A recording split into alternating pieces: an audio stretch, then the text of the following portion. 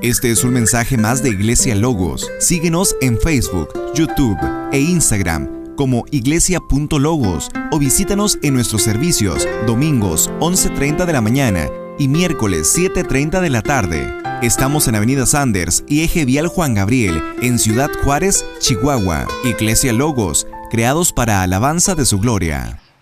Muy bien, hermanos, vamos esta tarde a ver un capítulo, solamente un capítulo de un pequeño libro en el Antiguo Testamento. Un libro que de manera particular es muy significativo para mí, para mi esposa, para mi familia. De hecho, nuestra hija mayor lleva el nombre de este libro, Ruth, ¿verdad? Entonces, quiero que me acompañen ahí al libro de Ruth. Y aunque veremos este capítulo 1, yo quiero animarles, ¿verdad?, a que sigan leyendo este libro. Es un libro muy, muy bonito, que más allá de estar lleno de una historia muy fascinante de amor, de redención, ¿verdad?, nos revela a ese Dios que está obrando, a ese Dios que tiene un propósito para con su pueblo. Vamos a darnos cuenta que este libro, antes de ir a la lectura, que este libro se desarrolla en un periodo histórico de la iglesia, del pueblo de Israel. Y esta historia se desarrolla por 300 años, el tiempo de los jueces. Vamos a leer los primeros 5 versículos y luego veremos todo el capítulo, si podemos tener el tiempo suficiente. Dice la palabra del Señor en Ruth capítulo 1, versículos 1 al 5. Aconteció en los días en que gobernaban los jueces. En Israel hubo hambre en el país, y un hombre de Belén de Judá fue a residir en los campos de Moab con su mujer y sus 2 hijos. Aquel hombre se llamaba Elimelec y su mujer se llamaba Noemí. Los nombres de sus 2 hijos eran Malón y Kelión, efrateos de Belén de Judá. Y llegaron a los campos de Moab y ahí se quedaron. Y murió Elimelec, marido de Noemí, y quedó ella con sus 2 hijos. Ellos se casaron con mujeres moabitas. El nombre de una era Orfa y el nombre de la otra Ruth. Y vivieron ahí unos 10 años y murieron también los 2, Malón y Kelión, y la mujer quedó privada de sus 2 hijos y de su marido. En el primer versículo, la primera indicación de este libro nos dice que fue en el tiempo de los jueces. Ahora, creo que la mayoría de aquí ya más o menos tiene la idea de qué pasaba en el tiempo de los jueces. Y si no, bueno, era un tiempo de anarquía total, de manera que este libro, un libro anterior a Ruth, nos dice por lo menos en 4 ocasiones que no había rey en Israel y que cada quien hacía lo que bien le parecía. Es decir, esta especie de condición social que se llama anomia, que significa que no había ley simplemente. Una característica de este periodo era que cada quien hacía simplemente como creía que era correcto. Y si vamos al libro de los jueces nos vamos a dar cuenta de muchas historias y de muchas situaciones que llaman nuestra atención. ¿Cómo Dios permitió eso? Pero hermanos, esta trama del libro de Ruth, en medio de este periodo de jueces, probablemente en el primer periodo de este libro, de esta historia de jueces, el libro de jueces abarca unos 300 años de historia. Entonces no fue solamente un momento, sino que fueron largos años de esto. Pero este libro de Ruth, más allá de revelarnos esta pareja de Boaz y de Ruth, nos va a revelar una condición y una actitud de Dios hacia su pueblo. Lo que yo quisiera que cada uno de nosotros tomáramos el día de hoy, o que nos lleváramos el día de hoy, es que el Señor, Dios, nos está buscando. A pesar de lo que está pasando en todo el libro, vemos a Dios obrando.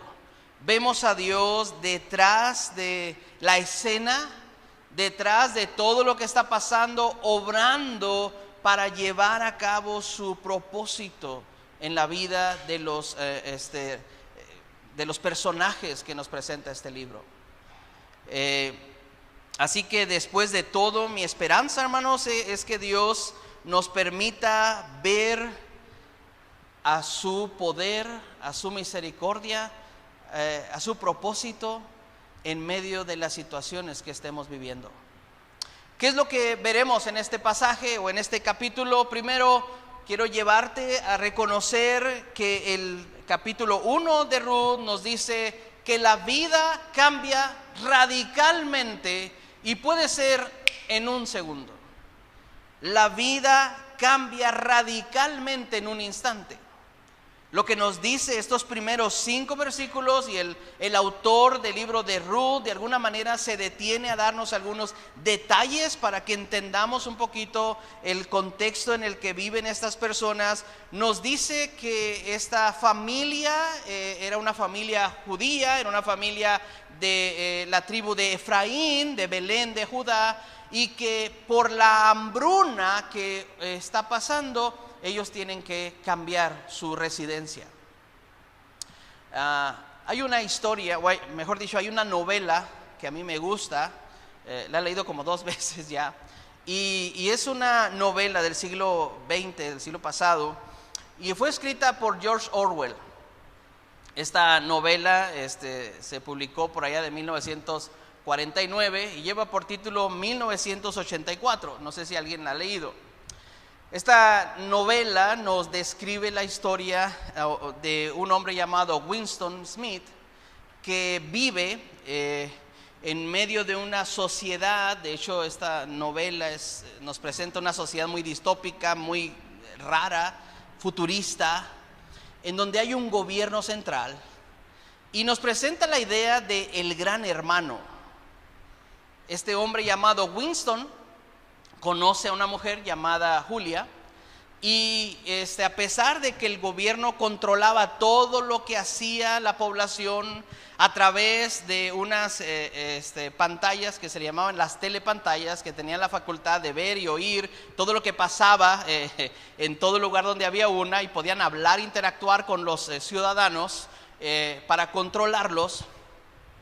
Este Winston se arriesga a tener una relación amorosa con esta mujer llamada Julia. Y lo hacen en un lugar que encuentran de un señor llamado Charleston, que es un segundo piso de una tienda de artesanías, de antigüedades.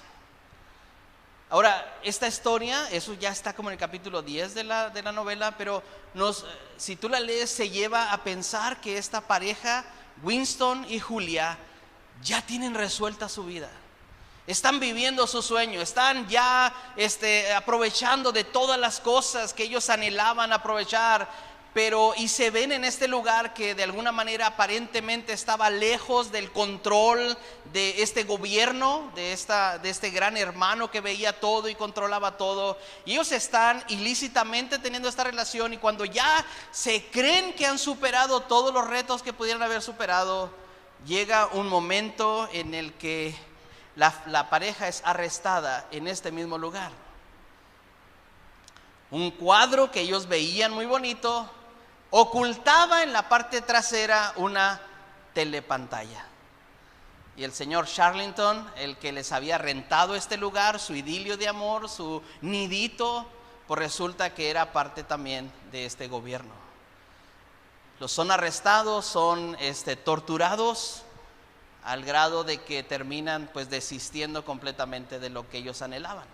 Ahora, ¿por qué estoy contando esto? Porque cuando ves una historia así, a veces piensas, que es una historia ficticia, es una historia irreal, que nos lleva, ¿verdad?, a como descubrir estas cosas de la humanidad. Pero la verdad es que revela lo que vivimos tú y yo cada día. La vida puede cambiar en un instante. Tú puedes haber planeado todas las cosas, tú puedes haber ideado todo lo que pensabas que iba a venir. Ahora, no estoy diciendo, hermanos, que vamos a renegar de Dios o algo así. No, simplemente estamos nosotros creyendo que ya tenemos todo resuelto y en un segundo todo puede cambiar. En un instante todo puede volcarse boca abajo. Y es lo que nos presenta esta historia de Ruth. Esta familia conformada por 2 hijos, por una pareja, probablemente judíos, piadosos en este tiempo, por causa del hambre en la tierra tienen que huir y se van a un lugar que es llamado, es una tierra de los moabitas, unos de los descendientes de Lot, que en realidad eran un pueblo pagano, un pueblo idólatra, un pueblo que Dios había declarado, no se junten con ellos. Esta familia no solamente está yendo a este lugar, sino que vemos que aún en sus características particulares, en sus nombres, ahí hay muchos mensajes también ahí interesantes, ¿no? Ya están pensando que les va a ir mal también. Malón, su hijo, significa enfermo, débil, gastado, languidecido, desfallecido. Kelión también significa derribado, marchitado, destruido. Y esta familia no solamente pasa por esto, sino que también son capaces de ir a este lugar, y en este lugar muere el patriarca de la familia. No nos dice cuánto tiempo pasó, pero probablemente pasó algún periodo de tiempo en el que sus hijos pudieron casarse con mujeres que no eran de los judíos. Y no solamente eso, ya de por sí están yendo en contra, ignorando la ley de Dios, dejando sin herencia a su familia porque se están casando con personas que no tienen arraigo en el pueblo judío, sino que además estos primeros 5 versículos nos dicen, ellos también mueren. Y lo interesante aquí es que el libro se llama Ruth, pero el personaje principal y casi central de toda la narrativa de esos 4 capítulos que lo conforman es Noemí. Noemí se lleva de alguna manera cada uno de los momentos, ¿verdad?, muy particulares. Y nos dice en este versículo 5, esta mujer llamada Noemí, dice, murieron también los 2, Malón y Kelión, y la mujer quedó privada de sus 2 hijos y de su marido. Ella aparentemente no hizo nada malo, pero las cosas pasan. No podemos nosotros decir, ¿verdad?, obviamente que por causa del pecado ocurrió esto, porque Dios hace llover para justos e injustos. Es decir, no podemos nosotros, como los amigos de Job, ¿verdad?, decirle, mira, todo esto te ha pasado porque estás mal delante de Dios, porque has pecado, porque Dios... No, cosas malas pasan. Las cosas pueden cambiar radicalmente en un segundo, en un instante. Y eso es algo que este libro nos presenta muy intencionalmente. Cosas pueden suceder. Hace poco estuvimos en Fieles a su llamado, y el pastor Miguel Núñez en algún momento, me recuerdo que nos dijo ahí en una de las plenarias que los pastores necesitábamos más intencionalmente enseñar a la iglesia a sufrir. Porque ciertamente estamos muy contentos cuando el tema es todo va a ir bien y ver bendición y prosperidad y todas estas, y no me malinterpreten, yo quiero también oír eso, pero la verdad es que la realidad de la vida cristiana y la vida no cristiana es que también cosas malas pasan. Y tenemos que lidiar con eso. Y tenemos que estar conscientes de eso. Y tenemos que estar, hermanos, preparados para eso. Cosas pueden cambiar. A manera de anécdota, hace mes y medio yo te hubiera dicho, Dios nos está bendiciendo grandemente, tenemos todo muy bien, ¿verdad? Y resulta que hace mes y medio mi esposa comienza a tener graves problemas de salud. Hace 2 semanas mi hija Ruth tiene un accidente en la carretera al grado de que se voltea en la carretera. Gloria a Dios que volvió a nacer de nuevo en eso. Cosas pueden cambiar radicalmente. Y eso es algo que nosotros debemos de tener bien claro. Y eso es lo que este capítulo nos está presentando. Mira cómo en un momento, en 5 versículos nos dice, esta familia que estaba conformada, bien sólida, con su familia, con sus hijos, con su esposo, con su esposa, tratando de buscar alimento y tratando de salir adelante, terminan peor que como estaban, con hambre. Terminan con una mujer sola, con sus 2 nueras. Pero no quiero dejarte ahí porque el capítulo sigue su curso. Y hay algo que ocurre en el versículo 6, y eso me lleva a mi segundo apartado de esta tarde. Dios sigue trabajando alrededor de nosotros. Sí, cosas malas pasan, sí, las cosas pueden cambiar en un segundo, la vida cambia radicalmente en un instante, pero hay algo que también debemos nosotros considerar. Dios sigue trabajando alrededor de nosotros. Mira lo que dice versículos 6 y 7, Ruth capítulo 1, versículos 6 y 7. Entonces se levantó con sus 2 nueras, esta mujer que había perdido a sus 2 hijos y a su marido, dice, para regresar de la tierra de Moab, porque ella había oído en la tierra de Moab, en ese lugar donde estaban, que el Señor había visitado a su pueblo, dándole alimento. Salió pues del lugar donde estaba y sus 2 nueras con ella, y se pusieron en camino para volver a la tierra de Judá. Entonces esta mujer oyó, no sabemos cómo, no sabemos dónde, tal vez en la línea de las tortillas. Estaba ahí la señora platicando. ¿Y qué crees? Y no, hombre, no sabes lo que acabo de oír. Que allá en Judá, sí, el Señor visitó otra vez a su pueblo. Yo no sé qué tan chismosa era Noemí, pero de alguna manera Dios hizo posible que ella escuchara esta noticia que le hizo ver algo. Oye, Dios está obrando. Y se levanta. Hermanos, no creo que pensara que eso iba a cambiar radicalmente a su vida. Creo que era algo natural que ella buscara comida, pero aquí hay un rayo de esperanza para Noemí. Dios no se ha desentendido de su pueblo. Él todavía está a cargo de su pueblo. Él todavía está proveyendo para su pueblo y por eso decide volver. Yo no sé qué fue lo que Dios te hizo escuchar a ti. Pero yo sé, si tú eres como un cristiano normal, en muchas ocasiones tal vez te has sentido como que ya no, o dejaste de ir a la iglesia, o simplemente te desentendiste de tu vida espiritual, pero de repente Dios te hizo escuchar algo, Dios te hizo ver algo.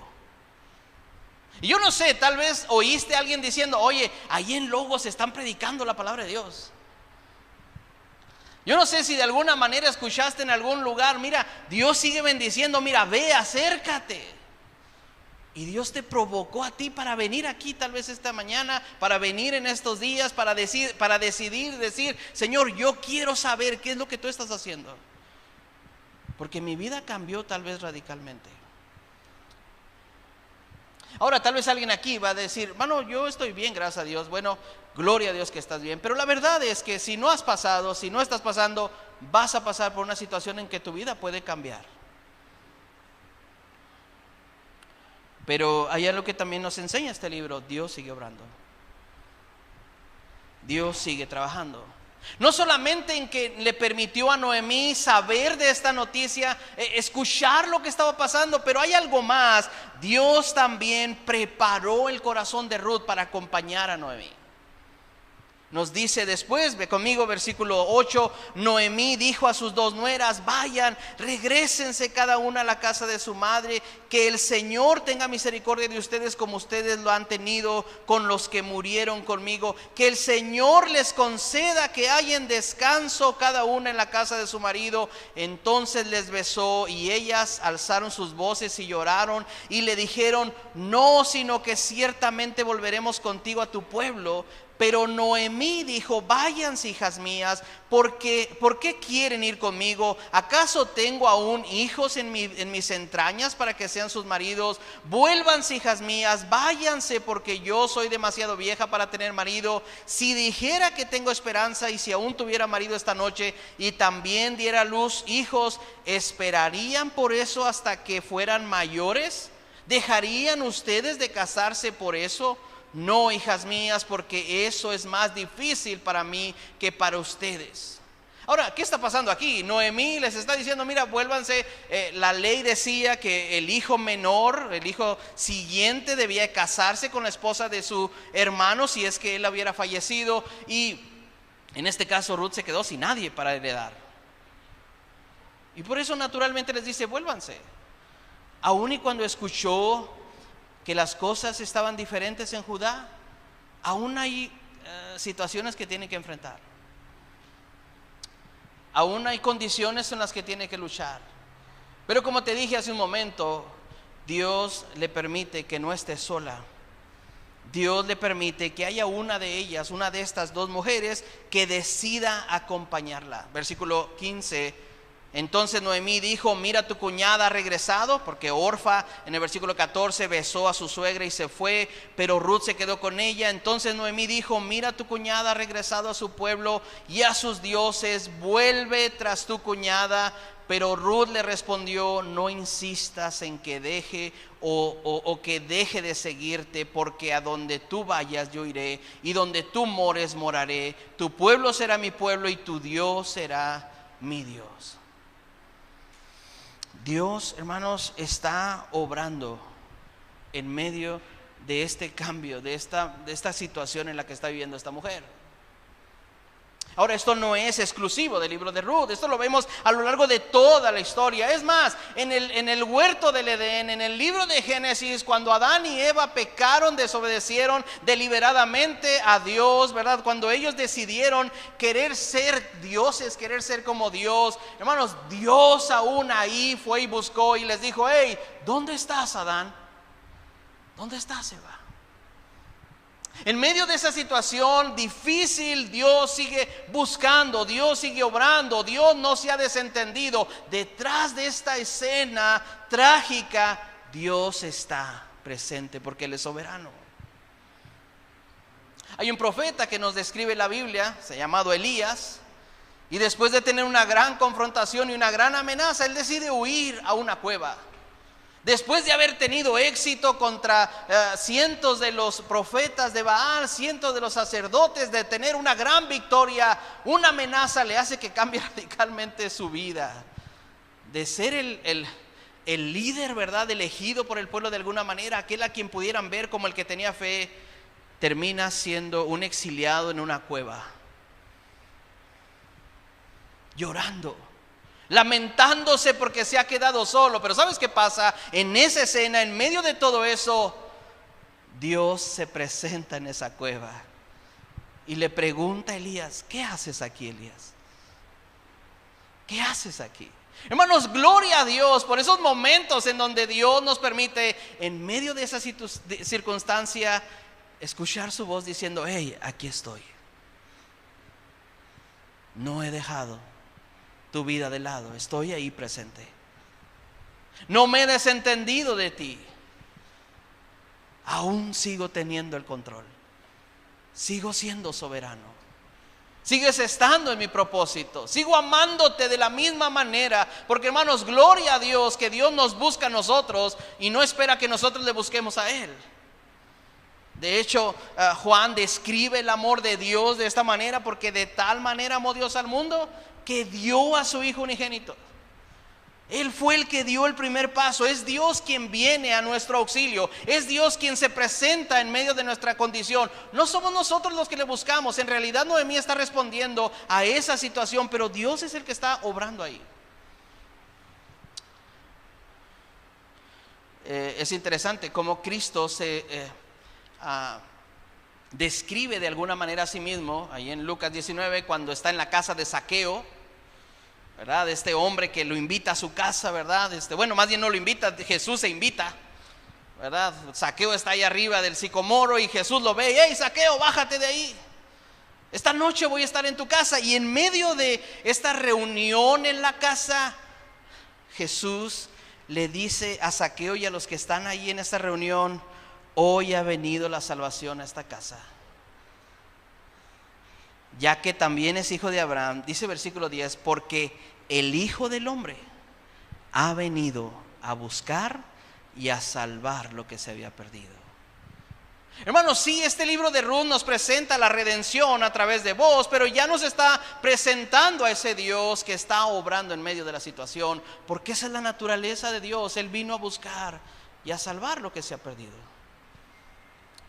Es decir, nosotros fuimos rescatados de nuestra vana manera de vivir, no por las obras que hayamos hecho, sino por su misericordia, sino por la intención de Él. Qué bendiciones como Pablo describe esa acción de Dios, diciendo que cuando nosotros estábamos muertos en nuestros delitos y pecados, Él nos dio vida.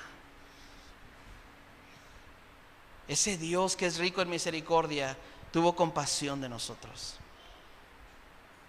Ahora, si eso hizo Dios para salvarnos, si eso hizo Dios para redimirnos, ¿qué no hará en nuestra vida diaria para estar con nosotros? Pablo describe a los romanos en su carta a los romanos en el capítulo 8, y después de haberles declarado, ¿verdad?, que eran vencedores o más que vencedores, él les dice en Romanos 8:31: entonces, ¿qué diremos a esto? Si Dios es por nosotros, ¿quién estará contra nosotros? El que no escatimó ni a su propio Hijo, sino que lo entregó por nosotros, ¿cómo no nos dará también junto con Él todas las cosas? ¿Cómo se reservará Dios de alguna manera? Hermano, lo que quiero decirte este día es que ciertamente las cosas pueden cambiar radicalmente, pero no pierdas el enfoque. Dios está presente en medio de esa situación.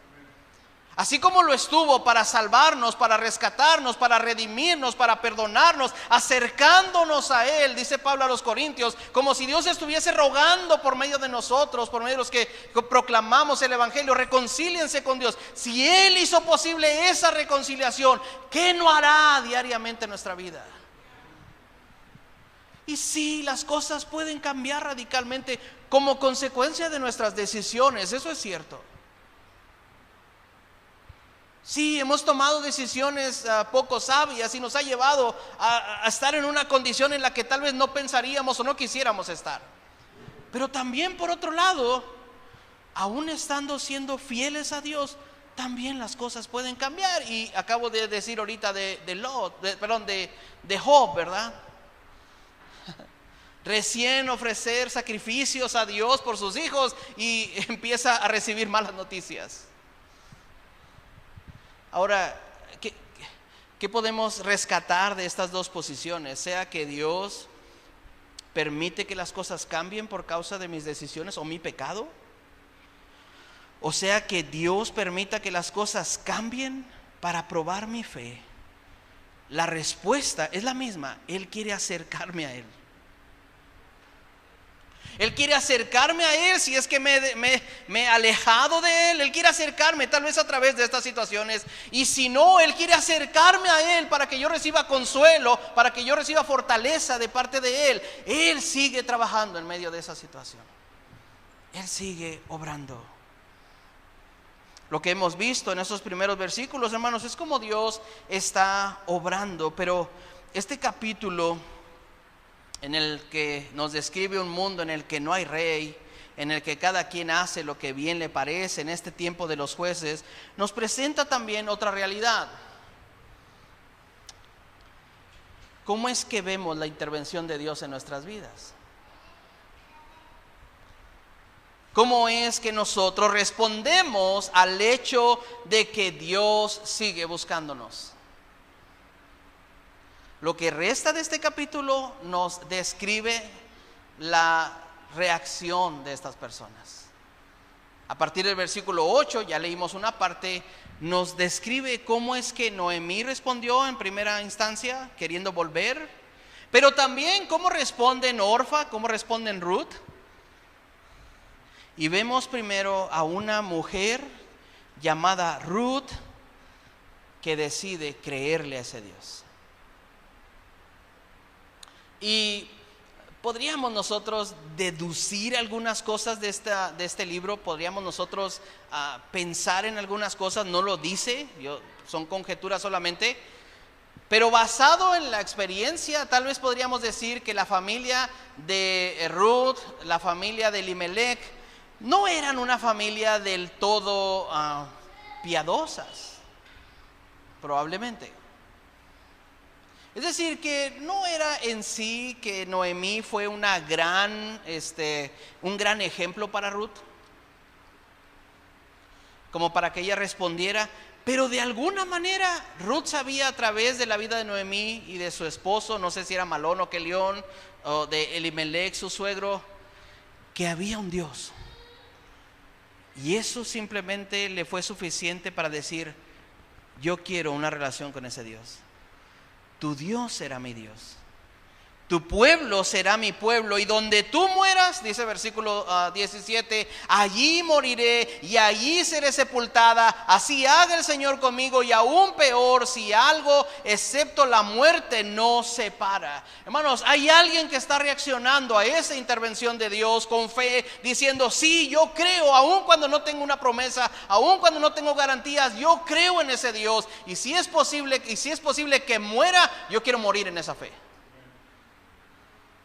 Si es necesario que yo tenga que dar mi vida, voy a morir en esas circunstancias, creyendo fielmente en ese Dios. Ella no tenía mucho, hermano, ella no había leído Juan, ¿verdad? Que nos presenta a ese Mesías, ¿verdad? Ese perdón. Ni siquiera había leído ahí los primeros capítulos de Romanos, tal vez, y se hizo ver así: mira, sí es cierto, soy pecadora, no hay quien entienda, no hay quien busque a Dios. No llegó al capítulo 5 de Romanos: somos justificados por la fe. No. Solamente supo: hay un Dios que no se ha desentendido de su pueblo, y yo quiero ese Dios, y yo quiero que ese Dios sea mi Dios. Y yo sé que muchos de nosotros, en medio de estas circunstancias difíciles, no necesitamos de muchos elementos para decir: Dios, tú todavía tienes el control. Dios, tú todavía no nos has dejado. Tal vez para algunos va a ser: mira, sigo respirando, y eso es señal de que tú estás presente en mi vida. Tal vez para otros va a ser: mira, hay alguien que ora por mí, y eso significa que tú todavía estás ahí presente. Tal vez para algunos va a ser: Señor, pero no he perdido ese deseo de adorarte aún en medio de esta situación, y eso es suficiente para seguir adelante. Yo no sé qué es lo que sea, pero hay algo que sí sé, y es que este libro nos dice que a partir de esta declaración de Ruth, la historia va a cambiar radicalmente. No solamente va a cambiar para Ruth, sino que cambia para toda la historia del pueblo de Israel. Porque Ruth termina siendo de quien descienda Jesús. Porque Ruth termina siendo del linaje de David. Porque Ruth termina siendo una tatarabuela de Jesús. Y termina trayendo bendición a su nuera. ¿Qué quiero decir con esto? Que gloria a Dios, por lo menos que haya uno en cada familia que diga: yo quiero seguir creyendo en ese Dios. En medio de la tempestad, en medio de la prueba, en medio de las circunstancias adversas, que haya uno que diga: yo quiero seguir creyendo. Yo decido creerle a ese Dios. Aunque no tenga garantías, aunque no tenga firmado, ¿verdad? Con letras doradas su promesa, yo creo en ese Dios. Yo quiero seguir creyendo en ese Dios. Y créeme, Dios va a obrar, porque lo vemos en la Biblia. Vemos que a través de un hombre que halló gracia, toda una generación destruida, su familia fue rescatada, la familia de Noé. Vemos que en medio de una situación tan complicada para el pueblo de Israel en el tiempo de Esther, a través de la fe de Mardoqueo y de Esther, todo el pueblo es salvado de este exterminio al que se avecinaba. Es más, cosas tan pequeñas como ver en el libro de Hechos que por un hombre llamado Pablo toda una tripulación sobreviviera a un terrible naufragio, por un hombre que diga: yo quiero creer, yo quiero seguir creyendo. Y puede pasar en cada una de las familias que están aquí representadas. La convicción de uno puede cambiar radicalmente el desenlace de la historia de todos. La convicción de un padre puede cambiar radicalmente la condición de su esposa y de sus hijos. La fe de un hijo puede cambiar radicalmente toda la historia de la familia. En mi casa, mi hermano mayor, Alfredo, él es pastor en una iglesia allá en Wisconsin, ya por varios años. Y cuando éramos jóvenes, bueno, todavía lo somos, ¿verdad? Cuando estábamos más de menor edad, iba a decir más chicos, pero no, seguimos con la misma estatura. Cuando éramos más adolescentes, él empezó a ir a la iglesia. Él fue salvo. Y luego después mi hermano menor, invitado por él a una escuelita de verano y estas cosas. Estoy hablando de un joven de, 14 años, probablemente 15 años. Y él siguió, ¿verdad? Y créeme que yo le hacía la vida imposible a este joven. Yo estaba en la preparatoria siendo instruido por un socialista, con ideas bien frikis, ¿verdad? Bueno, ahora digo que son frikis, en ese tiempo eran la gran iluminación, ¿verdad? Siendo marxista y bueno, tantas cosas, esos que creía, ¿verdad? Que el hombre había inventado a Dios, ¿verdad? Y todas estas cosas. Y lo ponía en jaque a mi hermano. Yo me acuerdo que teníamos pláticas en las que yo le rebatía y lo hacía llorar casi. Me decía: no, Miguel, es que mira, cree en Dios. No, ¿cuál tu Dios? Y que no sé qué. Por un joven. Hoy en día, ese joven es pastor, sirviendo a Dios con su familia. Mi padre es pastor, sirviendo en una iglesia también, ya por más de 20 años. Mi hermano mayor está con nosotros en la iglesia también sirviendo. Y un servidor terminó también en el ministerio. Por uno.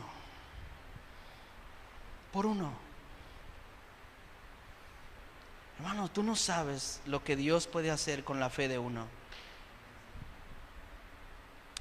Yo quiero animarte que en medio de estas circunstancias, que en medio de esta situación, por favor, tú puedas ver a ese Dios obrando.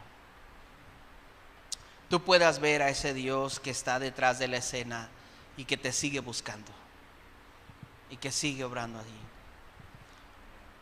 Pablo escribió a los Corintios en 2 Corintios 4:12: de manera que la muerte actúa en nosotros y en vosotros la vida, dice, pero teniendo el mismo espíritu de fe, conforme a lo que está escrito, creí, por lo cual hablé. Nosotros también creemos, por lo cual también hablamos. Hay algo que Ruth hizo. Ella simplemente declaró lo que ella creía. Hermano, no te niegues a declarar lo que tú crees.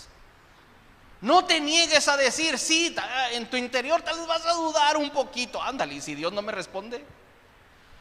Pero tú estás creyendo en eso. Decláralo. Padre, dile a tu familia, aunque no tengas toda la certeza, vamos a seguir creyendo en Dios, vamos a seguir sirviendo a Dios, vamos a seguir obrando en fe. ¿Por qué? Porque sé que Dios es real, porque sé que Él es soberano y no nos ha abandonado.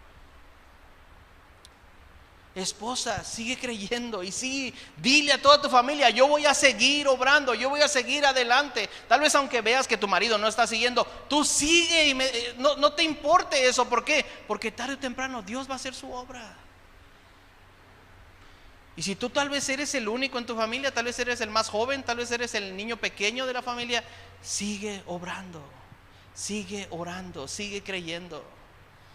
Ahora les dije, esta historia no solamente nos presenta a esta Ruth que declara su fe, también nos presenta cómo reacciona Noemí. La amargura también puede aparecer cuando las cosas están al revés. Noemí no responde de la manera en que esperáramos. En medio de esta situación, aún oyendo que Dios ha obrado, mira las declaraciones de Noemí, versículo 13. Dice Noemí: esperaría por esto hasta que fueran mayores, cuando está hablando con sus nueras acerca del hijo que pueda tener o no. ¿Dejarían de ustedes casarse por eso? No, hijas mías. Y mira lo que dice: porque eso es más difícil para mí que para ustedes, pues la mano del Señor se ha levantado contra mí. Sí, hemos visto ya a Ruth, que no teniendo muchos elementos está creyendo, pero ahora también vemos a Noemí, una mujer judía que ya probablemente ha conocido más del Señor, pero que aún así está diciéndole: ¿sabes qué? Es Dios quien está haciendo esto malo. No solamente eso, ve versículo 20, Ruth 1:20, si estás ahí. Ella les dijo: no me llamen Noemí. Cuando llegan a Belén y todas la ven, ¿verdad? Y dicen: mira, esta es Noemí. Ella dice: no me llamen Noemí, llámenme Mara. ¿Te acuerdo? Noemí significa placentera, llena. Pero ahora ella dice: no me llamen así, llámenme Mara, que significa amarga. ¿Por qué le deben de llamar Mara? Dice versículo 20: porque el trato del Todopoderoso me ha llenado de amargura. Versículo 21: llena me fui, pero vacía me ha hecho volver el Señor. Mira cómo ella está atribuyendo a Dios toda esta calamidad sin ver, oye, Dios está obrando. Y sabes que la verdad es que todos nosotros somos propensos a poder caer en esta situación. Mira dónde nos ha traído Dios. Mira, no, Dios está airado con nosotros. Ella sigue diciendo, versículo 21: ¿por qué me llama Noemí? Ya que el Señor ha dado testimonio, ¿qué? Contra mí, y el Todopoderoso me ha afligido. Noemí está ignorando completamente que Dios tiene cuidado de ella. Al contrario, ella está viendo: Dios me está dando con todo. Y se cambia el nombre. Y ahora no me llamen placentera, no me llamen la feliz, no me llamen la dichosa, llámenme la amarga, la amargada. Márgara Noemí. Y parece, para nosotros obviamente es algo chusco, pero en verdad muchas veces nosotros también nos cambiamos los nombres. Cuando estamos en medio de esas situaciones difíciles, nos empezamos a llamar necios, tontos, inútiles, fracasados, tristes, amargados, resentidos, frustrados, decepcionados, angustiados. Y ahorita te citaba Romanos 8 y Pablo dice: mira, en todas estas cosas no somos eso que pensamos, somos más que vencedores por medio de aquel que nos amó.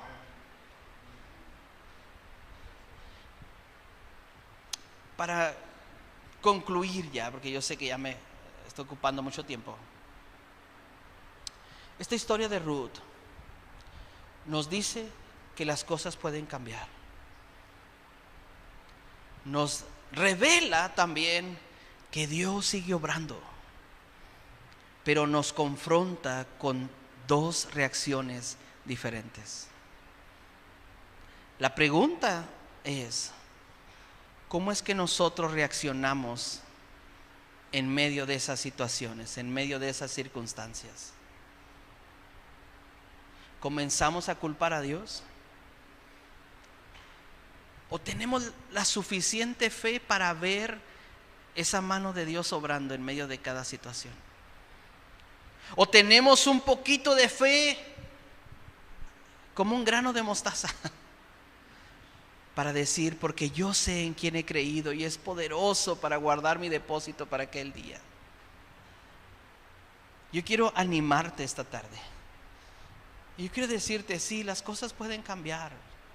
Si no has pasado por una situación así, o estás pasando o vas a pasar, yo quisiera animarte a prepararte a eso y decir: sí, van a cambiar las cosas, y que puedas tal vez esta tarde decidir: Señor, pero ayúdame en fe a que yo pueda ver tu mano obrando en medio de esas situaciones, a que yo no pierda de vista lo que tú eres y cómo te has manifestado en mi vida. que tú puedas ser el Dios que no deja de buscarme, y que yo pueda ver cómo tú me buscas en medio de esas circunstancias. Hermanos, Dios no deja de buscarnos, y eso debe de tener un impacto en nuestras vidas. Eso debe de simbrarnos en cada situación que vivamos. Ahora mira, yo no quiero venir a darte solamente una plática motivacional, ¿verdad? Y anímate porque Dios te está buscando. No. Este capítulo también nos confronta con una responsabilidad. ¿Cómo va a estar mi fe en ese Dios? ¿Está cimentada en Él o está cimentada en las circunstancias que me rodean? ¿Está cimentada en su propósito o está cimentada en el padecimiento que yo tengo? ¿Está cimentada en aquel que estuvo dispuesto a ir a la cruz? ¿O en este mundo que cambia constantemente? En estos tiempos el pueblo de Dios debe confiar en ese Dios. Y no estamos muy lejanos del tiempo de los jueces. Todavía cada quien hace lo que bien le parece. Pero cuando tú sabes que hay un rey, tú confías en ese rey. Y tú sabes que Él tiene el control. Dios se presenta en la Biblia como aquel soberano. Y no lo hace, hermano, solamente para tener una idea teológica de Dios. Lo hace para movernos a confiar plenamente en Él. Termino con esto. Isaías 46 escribe, Isaías 46:8: acordaos de esto y tened vergüenza. Volved en vosotros, prevaricadores. Dice, acordaos de las cosas pasadas desde los tiempos antiguos, porque yo soy Dios y no hay otro, y nada hay semejante a mí, que anuncio lo por venir desde el principio, desde la antigüedad, lo que aún no era hecho, que digo, mi consejo permanecerá y haré todo lo que yo quiero, que llamo desde el oriente al ave y de la tierra lejana al varón de mi consejo. Yo hablé y lo haré, venir, lo he pensado y también lo haré. Oídme, duros de corazón, que estáis lejos de la justicia. Haré que se acerque mi justicia, no se alejará, y mi salvación no se detendrá, y pondré salvación en Sión y mi gloria en Israel. Hermanos, Dios está revelando, yo soy soberano, yo voy a hacer que las cosas pasen, y Él entiende, puede haber que haya duros de corazón. Puede ser. Y si tú eres uno de esos, Él nos invita a acercarnos a ese Dios de justicia. Él nos invita a decirle, Señor, yo quiero seguir creyendo en ti. Y tal vez hay personas aquí que dicen, hermano, pero la verdad yo no tengo una relación con ese Dios. Ese Dios está buscándote también. Y se ha revelado a través de su Hijo Jesús. Y yo te invito esta tarde a que reconozcas esa condición en la que vives, alejado de Dios, pero que puedas ver que ese Cristo vino a este mundo para morir por ti, para redimirte, y que está llamándonos al arrepentimiento. Y si tú ya has tenido una relación con Dios, yo te invito también a que consideres a ese Dios cada día de tu vida y puedas decirle, sí, Señor, sigue buscándome, sigue llamándome, sigue obrando y ayúdame a verte en cada situación. Amén.